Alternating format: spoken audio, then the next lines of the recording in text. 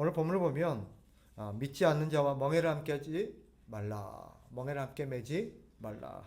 아주 잘 알고 우리가 익숙한 말씀이죠. 그죠? 아, 믿지 않는 자와 멍에를 함께 매지 말라. 멍에를 맨다는 게 뭘까요? 멍에를 맨다. 믿지 않는 자는 누구였어요? 불신자를 말하는 거겠죠. 그죠? 불신자를 말하는 것은 명확합니다. 하나님의 말씀을 믿지 않는 자. 그죠? 교회 다니는 자, 안 다니는 자가 뜻이 아닙니다. 교회 다니는 자 중에서도 불신자가 있을 수 있습니다. 어쨌거나 그가 누구든 그 사람이 교회를 다니든 직분을 갖고 있든 어떤 사람이든 간에 하나님의 말씀을 믿지 않는 자는 다 뭐예요? 불신자예요. 그죠? 여기서 믿지 않는 자라는 말은 뭐겠어요? 하나님의 말씀을 믿지 않는 자라는 뜻입니다. 그러니까 이런 자와 멍에를 함께 매지 말라라고 말합니다. 그러려면 우리가 잘 분별하겠지, 그죠? 두 가지를 알아야 됩니다. 멍에를 맨다는 게 뭐냐 하는 거. 멍에를 매는 게 뭐냐. 그럼 우리가 어떻게 이것을 함께 알지 않을 것인가 하는 것들을 좀 생각해야 됩니다. 멍에를 맨다. 멍에가 뭐죠? 우리 권사님들은 아실 것 같아요. 농사를 짓다 보면 소가, 그죠? 소가 혼자서가 아니라 두 마리가 함께 이 논을 땅을 갈 수 있도록 이 소들을 둘이 한 조로 묶어놓기 위해서 위에다 걸쳐 놓는 나무죠, 그죠? 나무 막대기를 멍에라고 합니다. 그런데 이것과 관련해서 오늘 말씀과 아주 같은 원리와 교훈을 갖고 있는 신명기 말씀이 있습니다. 들어보세요. 거기다 메모해 놓으셔도 좋아요. 신명기 22장 10절. 오늘 읽은 14절 옆에다가 신명기 22장 10절이라고 써놓으세요. 이런 말씀이 있습니다. 소와 나귀를 결의하여 밭을 갈지 말라. 소와 나귀를 결의한다는 말이 뭐냐면 함께 멍에를 맨다는 거예요. 그러니까 소는 소하고, 그죠? 나귀는 나귀하고 이렇게 같이 짜게 되는데 소하고 나귀를 같이 이렇게 멍에를 매서 함께 밭을 갈게 하지 말라는 것입니다. 이게 무슨 말일까요? 왜 그렇게 하지 말랄까요? 소하고 나귀하고 왜 같이 하지 말랄까요? 둘 다 갖고 있는 덩치나 힘이나 성질이나 이런 게 다르기 때문입니다. 서로 다른 두 사람이 함께 멍에를 메고 함께 이 소와 나귀가 함께 멍에를 메면 어떻게 될까요? 둘 다 고통스럽습니다. 둘 다 결국은 서로의 어떤 차이 때문에 서로 상처를 입습니다. 피가 나고 서로 고통을 받고 밭은 밭대로 엉망이 될 겁니다. 오늘 본문에 멍에를 함께 매지 말라는 말과 같은 의미입니다. 즉 그런 의미입니다. 불신자와 함께 믿지 않는 자와 함께 멍에를 매게 되면 어떻게 될까요? 똑같이 나귀하고 소하고 함께 멍에를 메고 밭을 갈 때와 똑같은 일이 벌어집니다. 둘 다 뭐 어떻게 되는 거예요? 서로 고통스러워요. 서로에게 피해를 주고 결국 그것 때문에 서로가 상처를 받고 피를 흘리게 될 것이고 또 밭은 일은 일대로 엉망이 될 것입니다. 여기서 일이라는 건 뭐겠어요? 인생을 말하는 거예요. 일이고 인생이고 엉망이 되는 것입니다. 결과적으로 이렇게 정의할 수 있습니다. 멍에를 맨다는 것. 멍에를 맨다는 것은 단순히 어울리고 교제하고 이야기하고 이런 거 말하는 게 아니에요. 그런 걸 하지 말라면 우리는 불신자를 만나지 말아야 될 겁니다. 그러면 전도는 어떻게 하겠어요? 세상을 떠나야죠. 그런 뜻이 아니에요. 여기서 멍에를 함께 맨다는 것은 어떤 의미냐? 삶의 목적과 가치관과 인생의 방향을 함께 간다는 뜻입니다. 단순히 같이 만나서 얘기한다는 뜻이 아니라 서로 인생의 목적을 같이 하고 가치관을 같이 하고 그리고 나서 서로 방향을 같이 나아가는 것을 말합니다. 한마디로 운명 공동체가 되는 것입니다. 운명 공동체. 쉬운 말로 하면 믿지 않는 자와 운명을 함께하지 말라는 것입니다. 따라합시다. 믿지 않는 자와 운명을 함께하지 말라. 어떻게 될까요? 망합니다. 성경에 보면 대표적인 두 가지 사례가 나옵니다. 하나는 믿지 않는 자와의 결혼이고 다른 하나는 믿지 않는 자와 사업입니다. 성경이 이 두 가지 사례를 보여주고 있습니다. 먼저 대표적인 믿지 않는 자와의 결혼으로 인해서 파탄에 이르게 된 그런 사건들이 성경에 몇 군데 나오는데, 대표적인 사건 하나가 솔로몬의 결혼입니다. 여러분도 아시다시피 솔로몬은 처음에는 어떤 사람이었어요?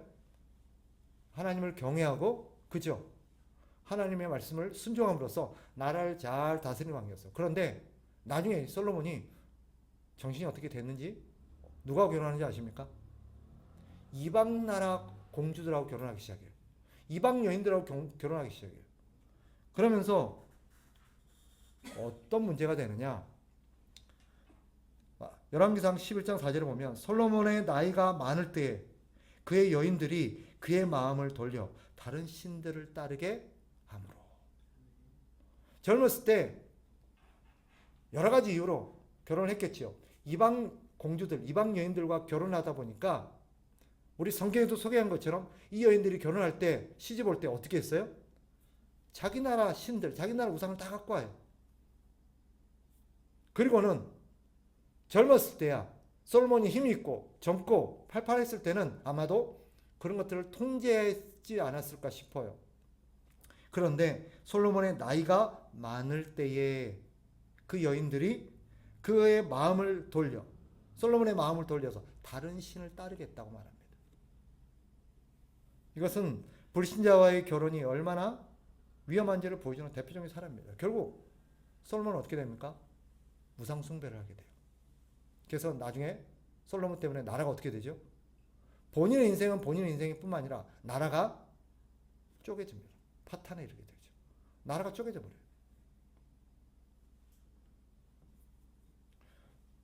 또 한 명의 인물을 꼽으라면 삼손이겠죠. 삼손도 블레셋의 여인 들릴라라는 여인에게 빠져서 결국 어떻게 됩니까? 두 눈이 뽑히고 머리는 다 잘리고 나중에 문맷돌을 메고 물레를 돌리다가 결국 비참하게 죽습니다. 믿지 않는 자와 멍에를 매지 말라는 대표적인 사건 한 가지를 결혼으로 꼽고 있습니다. 성경이 왜 믿지 않는 자와 결혼하지 말라는 이유인지를 오늘 본문이 잘 보여줍니다. 결국 어떻게 됩니까? 본인의 인생도 망가지고 그로 인해서 집안도 나라도 풍지박산납니다. 또 한 가지 사례가 나오는데 믿지 않는 자와의 동업입니다. 자, 믿지 않는 자와 멍에를 매지 말라라는 대표적인 사건 한 가지가 결혼이었고, 두 번째는 동업입니다. 함께 사업을 하지 말라는 것입니다. 대표적인 사례가 나오는데 남유다에 여호사밧이라는 왕이 있었습니다. 혹시 아시는지 모르겠습니다. 이 여호사밧은 믿음이 아주 좋은 왕이었습니다. 남유다에서 믿음 좋은 왕을 꼽으라면 거기에 들어가는 왕이 여호사밧 왕입니다. 그런데 이 여호사밧 왕이 경제적인 이익을 취하기 위해서 북이스라엘의 그 시대 가장 악하다라고 알려지는 한 왕 아시아하고 결탁을 해서 동업을 합니다. 어떤 동업이냐? 우리 함께 배를 만들어 가지고 이 배로 무역을 해서 돈을 많이 벌자는 것입니다. 그런데 이것을 알고 선지자 엘리에셀이 찾아와 가지고 이 여호사밧에게 경고를 했습니다. 들어보세요. 왕이 아시아와 교제함으로 여호와께서 왕이 지은 것들을 파괴하시리라. 무슨 말입니까? 당신 저 사람하고 어울리지 마세요. 저런 사람과 함께 멍에를 매지 마세요. 하나님께서 그로 인해서 당신이 만든 모든 사업을 다 파괴하실 겁니다. 결국 어떻게 됐을까요? 우리가 생각하는 것처럼 그 배, 그렇게 둘이서 협약해서 만드는 그 어마어마한 배는 떠나보지도 못하고 박살이 납니다. 사실 여호사밧은 그 이전에도 북이스라엘의 아합이라는 아주 흉악한 왕하고 어울린 적이 있었습니다. 그때도 선지자가 경고했어요. 저 아합은 나쁜 사람이니 하나님을 믿지 않고 하나님을 경외하지 않는 사람이 저 사람하고 어울리지 마세요. 당신 큰일 납니다. 선지자가 경고했어요. 그런데 말을 안 듣고 결국 아합하고 함께 전쟁을 하러 나가요. 결국 거기서 죽을 뻔했습니다. 하나님의 은혜로 하나님이 다윗을 생각해서 여호사밧이 다윗의 후예이기 때문에 다윗을 생각해서 그의 목숨을 건져줍니다. 여러분, 이런 사건들은 왜 하나님께서 믿지 않는 자와 멍에를 매지 말라고 했는지를 우리는 생각하게 됩니다. 우리는 지금 믿지 않는 자와 멍에를 매지 말라 하면 대부분 어떤 것으로 이해를 합니까? 믿지 않는다고 결혼하지 말라. 믿지 않는 자와 또 사업도 하지 말라. 이런 의미를 생각합니다. 예. 성경 우리에게 엄중하게 경고하고 있습니다. 믿지 않는 자와 멍에를 매지 말라. 그런데 우리가 더 중요한 게 뭔지 아세요? 왜 하지 말라고 하는지를 알아야 돼요. 왜 하지 말라고 하는지. 많은 사람들이 하나님의 말씀을 가볍게 여기고 솔로몬이나 삼손이나 본문에 나오는 여호사밧 같이 하나님의 말씀을 가볍게 여기고 나는 괜찮겠지. 나는 할 수 있어. 나는 그것을 다 통제할 수 있어. 라고 시작을 했지만 결국은 다 어땠어요? 예외 없이 망했습니다. 하나님께서 하지 말라고 한 이유가 뭘까요? 두 가지 이유 때문입니다. 첫째, 우리는 그것을 이기고 제어할 능력이 없기 때문입니다. 여러분들 주변에서 그런 부분 보셨겠지만 제가 청년들하고 사역하면서 청년들이 믿지 않는 형제, 믿지 않는 자매들과 자꾸 교제해서 결혼하려고 그래요. 내가 말씀을 통해서 믿지 않는 자와 멍에를 매지 말라 그랬지 않냐. 헤어져라. 결혼하지 마라. 함께 가서는 안 될 사람이다. 라고 얘기하면 항상 하는 얘기가 있어요. 뭘까요? 내가 결혼해서 전도할 거라는 거죠. 내가 결혼해서 전도할 거라는 거죠. 어떨까요? 그렇게 말하는 사람들 전도할 수 있을까요? 이것은 큰 착각한 가지예요. 봐요. 내가 이 사람과 결혼해서 나중에 전도할 거다. 이것은 뭐가 전제가 돼요? 내가 이 사람을 예수 믿게 할 수 있다. 나에게 그런 능력이 있다라는 것과 그죠? 같은 이치예요. 물어봅시다. 우리가 예수 믿게 할 능력이 있을까요? 한 사람을 결정해서 나 저 사람 예수 믿게 할 거야. 그러면 그 사람이 내가 이 사람을 예수 믿게 할 능력이 나한테 있을까요? 절대 없습니다. 한 사람이 예수 믿고 안 믿고는 누가 결정하세요? 하나님이 결정하십니다. 하나님이 그 사람에게 믿음을 주셔서 그 사람을 구원하기로 작정하지 아니하시고 결정하지 않으시면 그 누구가 아무리 노력을 해도 예수 믿게 할 수가 없습니다.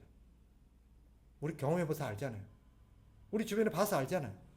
그런데 깨닫지 못하는 사람들이 자기는 할 수 있대요. 통계에 따르면 제가 그런 사람들을 다 보지는 않았으니까 모르지만 통계에 따르면 거의 대부분 특히 남자의 경우요. 남자의 경우는 13줄 7쌍이 결혼하면 갈라지거나 신앙을 떠납니다. 예수 믿는 형제가 예수 안 믿는 자매하고 결혼하잖아요. 10명 중 7명이 형제가 그 자매하고 결국 갈라지든지 아니면 그 자매하고 갈라지지 못해서 자기가 신앙을 버리게 되는 경우가 많습니다. 우리는 그럴 능력이 없어요. 하나님께서 우리에게 하지 말라고 하실 때는 우리는 그런 상황을 통제하고 이길 능력이 없기 때문입니다. 왜요? 그들 뒤에는 누가 있을까요? 마귀가 있어요. 우리는 마귀를 이길 힘이 없습니다. 두 번째, 하나님께서 그렇게 하지 말라고 하는 이유 뭘까요? 우리를 위해서요. 결국 그것 때문에 우리를 아주 힘들게 하고 고통스럽게 합니다. 여러분도 봐서 아시겠지만 예수 안 믿는 형제와 예수 안 믿는 자매와 결혼한 사람들 그 중에 진짜 하나님의 은혜로 배우자가 나중에 회심하고 주님을 믿는 경우가 있긴 있어요. 그죠? 실제로 그런 경우가 있긴 있어요. 결국에 이 사람이 예수 믿고 남편이 안 믿는 아내가 예수 믿고 주님께로 돌아오는 경우가 있습니다. 그런데 우리 한 가지 결과만 보고 있지 그 과정이 얼마나 힘들고 고통스러웠는지를 우리는 놓칩니다. 하나님이 특별한 은혜를 주셔서 그 사람이 나중에 예수 믿게 될지는 모르지만 그때까지 그게 10년이 될지 20년이 될지는 모르지만 그 기간 동안 어떻게 될까요? 숱한 날을 마음고생을 해야 될 겁니다. 뿐만 아니라 우리가 주님을 위해서 살았어야 될 주님을 위해 살 수 있는 그 많은 세월들이 결국 그 하나에 때문에 매어서 하나님을 위해 살지 못하게 되버리는 것입니다. 하나님께서 우리에게 믿지 않는 자와 멍에를 매지 말라라고 말할 때는 우리에게 그것이 큰 위험이 있기 때문입니다. 우리를 위해서 그러는 거예요.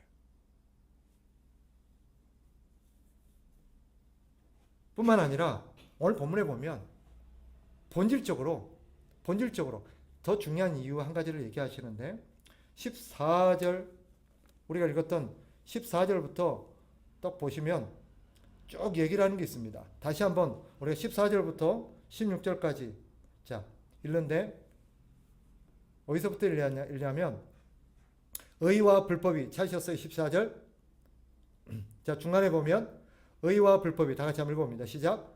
의와 불법이 어찌 함께하며 빛과 어둠이 어찌 사귀며 그리스도와 베리알이 어찌 조화되며 믿는 자와 믿지 않는 자가 어찌 상관하며 하나님의 성전과 우상이 어찌 일치가 되리요. 우리는 살아계신 하나님의 성전이라. 것까지. 우리가 누구래요? 살아계신 하나님의 성전이래요. 우리는 누구를 모시고 있어요? 하나님을 우리가 모시고 살아가는 사람들이에요. 그런데 믿지 않은 자들은 그의 영혼에 누구를 모시고 살까요? 마귀를 모시고 살아요. 마귀를. 네. 그들은 마귀의 지배를 받아요. 우리는 하나님의 지배를 받지만 그들은 마귀의 지배를 받아요. 함께 할 수 있어요? 절대 못합니다. 즉 우리는 본질적으로 영적인 DNA가 달라요. 그들과 아무리 섞일라 해도 섞일 수가 없어요. DNA가 그래요. 할 수가 없는 거예요. 그것을 우리가 바꿀 수 있느냐? 절대 못 바꿉니다. 결국 어떻게 되느냐? 쪼개지는 수밖에 없어요. 오늘 깊은 얘기를 다 제외하고 어려운 얘기 다 빼고 우리는 딱 이거 사실 기억해야 됩니다. 한번 따라합시다. 믿지 않는 자와 멍에를 매지 말라. 성경이 믿지 않는 자와 멍에를 매지 말라고 말하면서 두 가지 예를 들고 있다고 그랬죠. 첫째가 뭐예요? 결혼이랬어요. 결혼. 믿지 않는 자와 결혼하지 말라. 또 하나가 뭐라고요? 믿지 않는 자와 동업하지 말라. 어떻게 될까요? 하나님이 반드시 믿지 않는 자와 동업을 하거나 결혼하게 되면 우리 영혼에 큰 손해를 입게 합니다. 하나님이 입게 하는 게 아니라 우리가 그렇게 되는 거예요. 하나님 그걸 막으시기 위해서 그러는 거예요. 기억하십시오. 우리는 절대 그들과 함께 할 수 없는 영적인 DNA를 갖고 있는 사람들입니다. 그러니 우리의 노력으로 되는 게 아니에요. 우리의 노력으로 되는 게 아니에요. 어찌 하나님의 은혜로 그 사람이 예수 믿게 된다 할지라도 그동안 우리가 치러야 될 대가는요. 너무너무 고통스럽고 너무너무 많은 것입니다. 그리고 그 세월을 우리가 주님을 위해서 살 수 있고 주님을 위해서 살았어야 될 우리의 인생과 우리의 모든 에너지들이 그거 하나 때문에 다 낭비되고 허비되고 우리가 소모가 되는 거예요. 저는 우리 주변에서 그걸 참 많이 봅니다. 저는 예수 안 믿는 사람하고 결혼해가지고 후회하지 않는 사람은 단 한 명도 본 적이 없습니다. 단 한 명도 본 적이 없어요.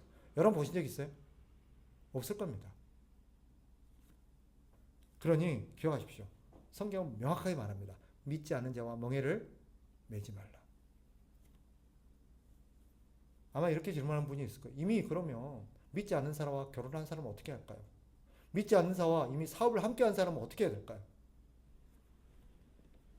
물론 성경은 지금 당장 헤어져라 그렇게 말하지 않습니다.